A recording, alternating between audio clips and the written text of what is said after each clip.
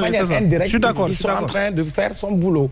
C'est-à-dire, le fait que, parce qu'un adversaire qui est en face de toi, tes adversaires sont divisés, ça te permet d'entrer foofu loolu benn la beneen stratégie bi nga xam ni Macky même bu ko tegul problème de confiance moo am ci biir opposition bi kenn wóoluwul sa morom muy benn ça fait son affaire donc du point de vue psychologique il va être en avance l'autre problème bi nga xam moom moo si am naturellement il faut une reconfiguration de la scène politique ci ban niveau dañu pare élection présidentielle 2019 Idrissa Seck avait une grande coalition Idrissa Seck rejoindre la mouvance présidentielle Macky kon redistribuer waat na carte politique gi ce qui fait que ci boobu sénégalais yi dañuy soxla xam kan moo nekk ci pouvoir bi kan moo nekk ci opposition bi balaa ma la koy delloo 2009 ban dispositif lañ mettre en place on va aller ak Guédiawaye ñu ne opposition bi kan moo fi nekk ñu naa Ahmed Aïdara taxaw na Malick Gakou taxaw na diw taxaw na nañ xool ban profil moo gën ñu jiital bu ñu demee Saint-Louis diw taxaw na nañu waxtaan seen biir consensus mais gis nga bu ñu ko deful comme élection yi raw gàddu la soo demee ci benn gox nga ñëw Dakar nga am fi 4 candidats opposition Macky fexe ba APR moom mu am benn opposition raw gàddu la benn voix am bu ko ëppalee da koy ŋàbb donc nag demain su loolu amee comme 2000 élection législative lan moo leen dal ils ont mis coalition bi ñu defal seen liste ba si yàgg kii ne diw mooy jiite diw du jiite ñu ñëw kii jaar ne Macky il vient il rafle tout donc demain si fekkee ñoom mënuñoo juboo nekk ñu benn ils sont pas ensemble ak seen coalition yu bëri ay coalition supp kànje ay coalition maafe kii ne la FNR kii ne la diw lay àndal la réalité politique c'est sur le terrain beneen bi les coalitions élection locale bi ñuy dem bokkul ak beneen élection vous pouvez faire des coalitions au niveau national en tant que leader mais dans chaque localité il y a une réalité du terrain boo xamante ne moom moo fay feeñ alors Oumar Faye jaam mi romb leen suba ñu toog fi di jooy alors Oumar Faye est-ce que du démarche bi nga xamante ne ñi fare ci ku jëkk politique yi dañu ko jàpp ne ñi dañu beddeeku dajaloo moom moo tax frustration yi wala yenn kaddu yi ñu tàmbali ko dégg bu ci mel ne kaddu bi nga xamante ne wax nañu ko léegi Thierno Bocoum yëkkati na ko mais également tontu bi nga xamante ne Barthélémy Dias tontu na ko muy wane déjà une fissure de l'opposition mais cette démarche déjà est-ce que expliqué wu loolu faut préciser que Thierno Bocoum a un mouvement. waaw mais Thierno Bocoum également est incontournable. Mais Thierno n'a pas parti. Thierno c'est un mouvement qu'il dirige. Mais Fatou Abdou, non, Thierno n'a pas de parti. Thierno c'est un mouvement qu'il dirige. Alors mais Fatou Abdou, c'est que Barthélémy a encouragé Thierno Bocoum. Thierno n'a pas de parti. Barthélémy n'a pas répondu, il a encouragé. C'est que ça aussi c'est important dans l'analyse politique quoi. S'il vous plaît, Omar. Ndax taxawu Sénégal ça va, bon il faut analyser. Barthélémy a encouragé Thierno Bocoum. Ce qu'on a refusé à Wade en 2018, c'est ce qu'on veut créer avec les Karim Wade et tant d'autres. 2018 la leen Wade waxoon ne il faut une forte coalition de l'opposition. am ñu ko contre ànd ñu ak moom sax. référendum bi muy ñox nañ dem ministère de l'intérieur am ñu ne ko non pas bi bës day wut boppam lay dox daam am na wala am fii la ñu fekk. Aujourd'hui, on nous parle d'une coalition. C'est vrai, tu as raison.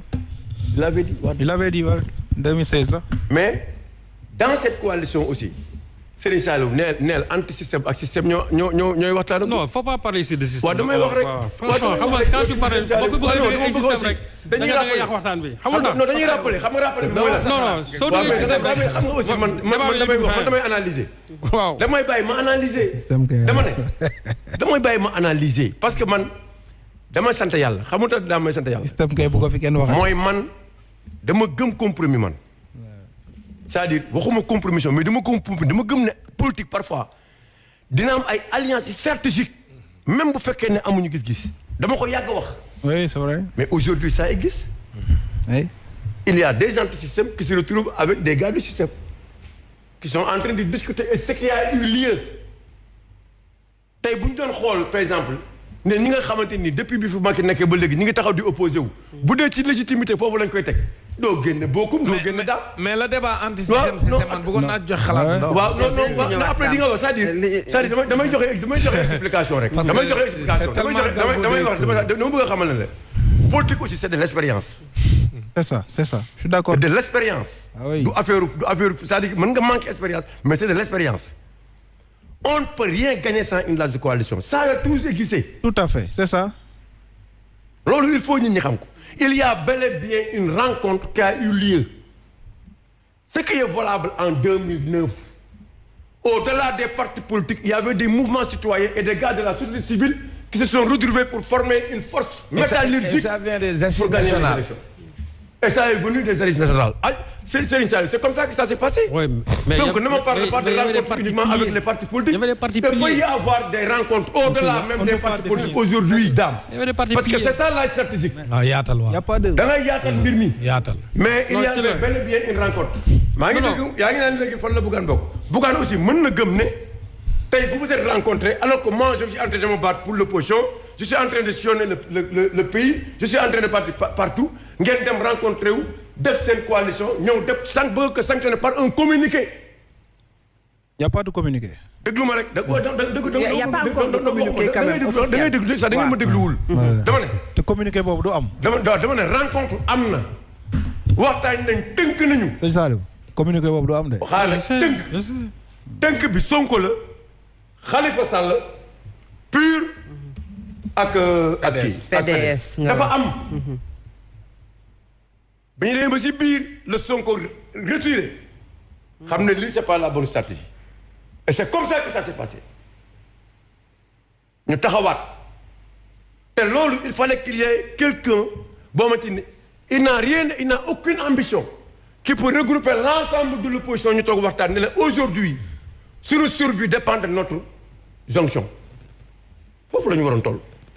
loolu moom Omar d'accord naa ci ak yow. loolu la ñu waroon def. c'est-à-dire que ñoom il faut ñu am su ngeen fàttalikoo. feu Amath Dansokho. rôle boobu mu doon jouer. c'est ça pour rassembler toute l'opposition. oui ñu parce que waxtaan moom personnellement amuloon benn ambition présidentielle c'est-à-dire que c'était vraiment. mais est-ce que am nañu ko parce que. non mais je veux dire. moom expérience bi mais daanaka ay ndaw la ñu ak vécuum la utiliser ak respect bi ko ñëpp joxoon.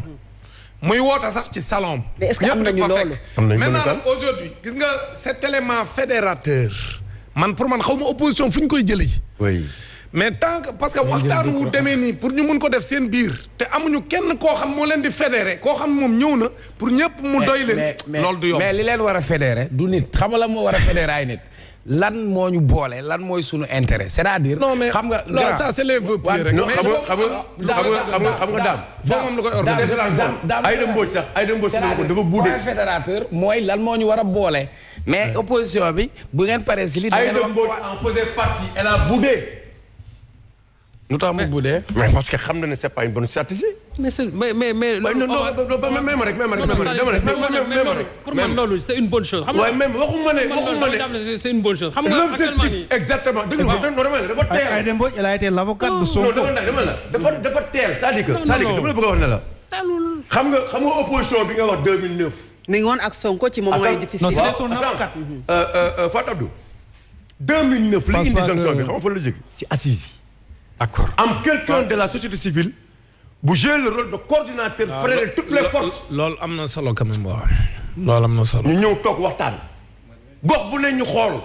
ki nga xamante ni ne c'est le vrai leader ñu choisir ko ak fu mu mënti bokk mën na nekk de la société civile mën na nekk parti politique mën na ñu xam ne kii tey bu ñu delee gàkku bu yóbbu Guédiawaye bu ñëpp bokkee si ginnaawam xam nañu ne mën na nekk maire Guédiawaye. C'est comme ça que ça s'est passé. Jusqu'à arriver maintenant au résultat final qui a abouti à la chute de Wade. Parce que 2009 constituait une alternative, une élection boo xamante ni c'était pour une élection d'avertissement pour le régime de Macky Sall de Abdoulaye Wade. noonu la demee woon. c'est la première mi-temps. mais tey am na nuy opposition ci demee daam. je peux choisir un gars de l'APR. mën nañu def un bon choix ma ne sama gox ba ma nekk Tëngéej wala feneen gëm naa ne ko élection gox la bu ma demee Dagana nga xam ne kooku def na fa un quart de siècle su ma gisee keneen ku nekk foofu ku nekk éducation population yi du ñu ko votel un quart de siècle doo noppale ku daam donc il faut ñu xam ne affaire gox la mais quand même il faudrait que l'opposition cette coalition ne doit pas uniquement commencer ci élection locale xam nga fa la waroon commencer sur des questions légitimes. L'histoire des cartes d'identité, l'histoire du foncier, l'histoire des bureaux de vote l'histoire waaw ci affaire élection yi d'abord lañu waroon njëkk a taxaw former une force ñëw taxaw pour que acquis yi nga xamante ne amoon nañ ko du temps où Wade était au pouvoir ñu reprendre ko day faciliter maintenant à ce que bu ñuy dem élection ñu demandoo mais ni ñu demee nii il y aura des Madi Touré c'est-à-dire laaj ma lan mooy Madi Touré waaw lan mooy Madi Touré rapide waaw kon dañu baare c'est des gens qui ont une légitimité à travers des réseaux sociaux et des meetings alors que les électeurs ne votent pas pour toi et c'est qui ça? Si l'opposition ne se bat pas pour que les 586 000 Sénégalais qui ont des cartes d'identité votent les 500 il faut se battre pour que déjà les 500 si nga nekk yow mii déglu ma si nga bokk yow moomu si réseaux sociaux nga ne déglu ma nekk ma yow boobu yow ci réseaux sociaux nga ne yow newoo sur le terrain demoo ci mbënd mi demoo ci population yi sensibiliser leen yow fii nga toog waaw yow sa texte ngay def parfois nga critiquer dossier bi baax critiquer bàyyi rek ma wax dama ne la mais est-ce que loolu non déglu rek déglu waaw yow déglu rek dama ne 500 lu baax moo jafe daam actuellement daam yow lu baax yow damay critiquer rek dama ne la 586 000 Sénégalais yi nga xamante ni amuñu carte d'identité te voté wuñu te amuñu te inscrire ñu maa ngi si liggéey man c'est bien ah oui pour que ñu dem yaay leeral askan wi tamit mais Fatou est-ce que yaay dégg yaay leeral askan wi c'est bien waaw loolu leer na rapidement rek daam balaa ñoo attaquer troisième point puisque lu ñu defee aussi bëri quand même damay dégg Sénégalais yi di ko wax man bokkuma fenn quand même mais je juge que quand même bu ab parti taxawee ni moom c'est un parti anti-système maanaam dafa jàpp ne ñi yore nguur gi 1960 ak léegi ci tappale lan ko yor ci seen i intérêt ak ay intérêt yeneen lobby ak ay étranger ak yeneen affaire ñu ñëw ni loolu ñoom loolu lañ fi bëgg a jële moo tax ñu tuddee seen bopp anti-système may dégg ay sénégalais yu naan anti-système ba ña ngay waxtaan ak système non loolu c'est-à-dire ça n'exclut pas gis nga nit xam nga kañ nga koy mën a juger mooy mu jot pouvoir bi la mu wax defu ko mais su may dem pouvoir man pour xeex l'anti-système su ma gisee ni anti-système boobu ànd ak ñoom à un moment donné daf may permettre ma jot nguur gi parce que tant que jotuma nguur gi du ma mën a doxal li ma bëgg a doxal kooku sénégalais yi wax ne c'est une contradiction man d'accorduma ak ñoom li ma gëm mooy pour nga mën a juger ki wax ni man anti-système laay doxal bu ma ñëwee da nga koy dénk d'abord mais dénkoo ko mu gis ni système bi fi nekk am na ci ñu fa jóge ñëw ci moom wala am na ñoo xam si nekkoon nañ ci day waxtaan ak ñoom pour mën a jot ci système parce que yii ni fii wax yëpp l'objectif c'est de prendre le pouvoir waaw léegi nag kooku est-ce que amul droit wax ak ki mu waxal parce que politique aussi ngay wut ay pexe ki stratégie pour jot ca c'est important ça ne veut pas dire que yaa ngi koy def que da nga renier wu kañ ngay renier wu mooy bis boo jotee nguur gi te def ngay pexe ba même sax noyauté nga le système ba jot ñenn ci ñoom pour mën a jot nguur gi pour mën a def la nga bëgg a def c'est la finalité qui compte donc foofu Sénégalais yi bëri dañ koy wax di juum daan ne yow surtout ñi nga xam ñoom ñoo ci gën a c'est-à-dire daam yow comme yow nit ki pexe yu mu mën a teg non yow pexe yu nit mën a teg alliance la non doucement bu ñu jaawale non dama ne nit sooy wax damay xeex moi je suis un candidat de l'anti-système mooy système bi fi nekk baaxul ça ne veut pas dire que wax nga loolu que képp koo xam ne jege na système boobu doo wax ak moom politique du noonu mun nga teg ay stratégie pour même noyer mais est-ce que politique également mais loolu Sonko l'avait dit aussi Dame mais Dame Sonko l'avait dit mais Dame loolu Sonko l'avait dit gis nga ñu koy wax waaw mais Dame au contraire Dame c'est Sonko qui l'avait dit loolu ki nga wax ne moom ki wax ne moom man candidat anti système la su fekkee ne dañ ko bëgg a gëmloo système amatu fii anti système amatu fii mais dama ne loolu Sonko moo ko waxoon franchement Sonko moo wax léegi ku nekkoon ci système bi bëggee ñëw sa ñi fi nekkoon ba léegi dañuy war a fusiller waaw Omar ñoom moo ko wax ba léegi loolu waaw léegi nag maintenant waaw mais moo tamay waaw moo tamay ñi wax ne contradiction dafa am gëw ma ne non contradiction dafa am xam nga Dame système amatu fi non contradiction dafa am contradiction dafa am non parce que Dame dañuy waxtaan benn yàlla xam ne amul M2D am na fi waaw moom ay parti politique am ay mouvement citoyen loolu dëgg la man ñun front bi am na fi mais dama ne la PDS Khalifa Sall Sonko pur dañoo waxtaan pour defar coalition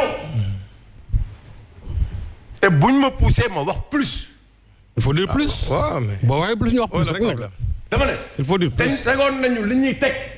pour dem coalition dem élection écarter les autres ñeneen ñi peut-être bu ñu mënti wut ñu wut ko. ça n'a jamais été ça. mais sëñ Saliou. non ma ne. il a des informations. non dama ne. Pape Diop si boppam. du Pape Diop moo fa ne. ça n'a jamais été ça. du grand parti moo fa ne. du ñeneen ak ñeneen te dinaa la benn affaire. La légitimité d'une coalition parfois peut dépendre du choix de certains hommes qui sont même pas dans les partis politiques. Allez demander à Cheikh Bamba Dièye s'il n'a pas été associé à ces discussions. Attention, demandez à Cheikh Bamba Dièye. Non,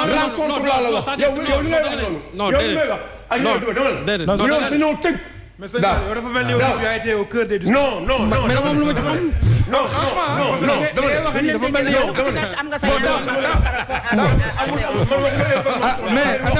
attends, Dame. Je défie quiconque. Je défie Sonko.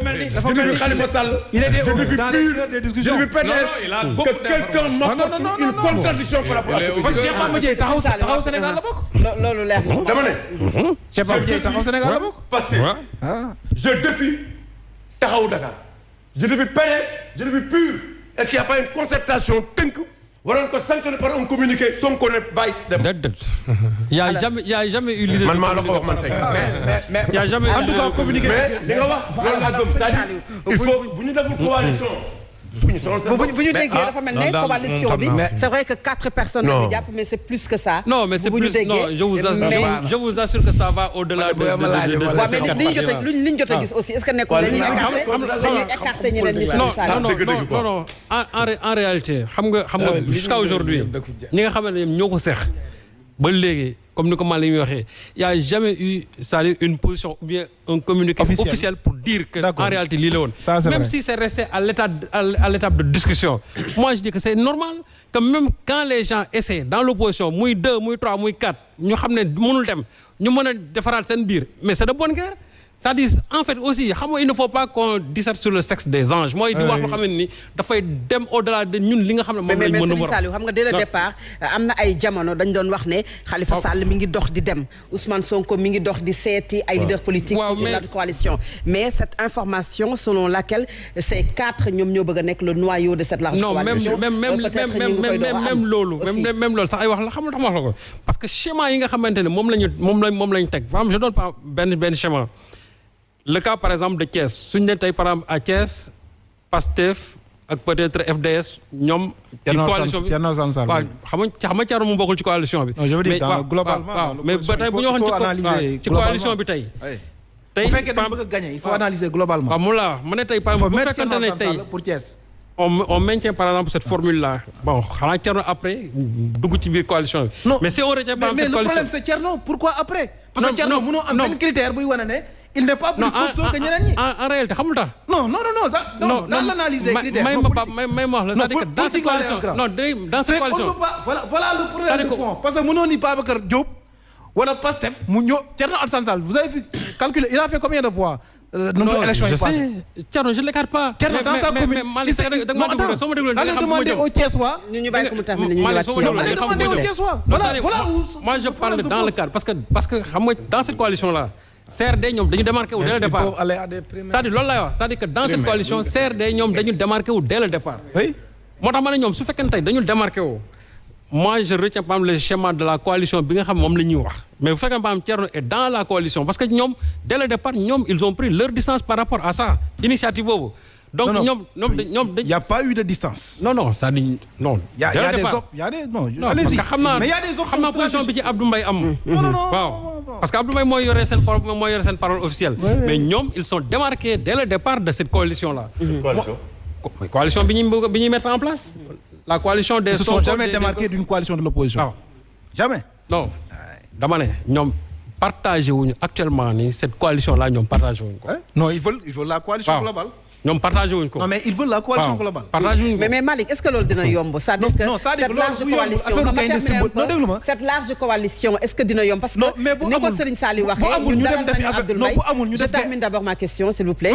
dalal nañu Abdoul Mbaye mu wax ne ñu ngi liggéey pour ñenn ñi mais am na ci ñoo xam ne xel xalaatul ñu ànd ak ñoom coalition muy Abdoul Mbaye Thierno Alassane Sall ñoom ñu ngi liggéey ci seen wet ak juge Dème ak ki nga xam ne mooy Mamadou Lamine Diallo peut-être ak CRD. est-ce que cette large coalition mën na nekk est-ce que mooy alliance tey moom mën na nekk ci élection yi loolu mën naa wax loolu par exemple man mën naa wax que maanaam am na loo xam ne bu ñu ko deful Omar wax na ko nañ dem def affaire gaynde simbu rek xam nga gaynde simbu bon da ngay lañ lay solal ne la yaay gaynde mais en réalité nit nga ku nekk na dem taf say photo ci localité yi bon après Macky Sall va gagner les élections après on va revenir ici naan non c'est-à-dire que man j'étais yaa ngi sànq bi ngay wax j'ai tremblé parce que en 2012 j'étais responsable des jeunes de l'AFP Moustapha Niasse bi muy dem di waxtaan ak Tanor maag moom ñoo àndoon ak Gakou ak Aliou Sarr à la présidentielle.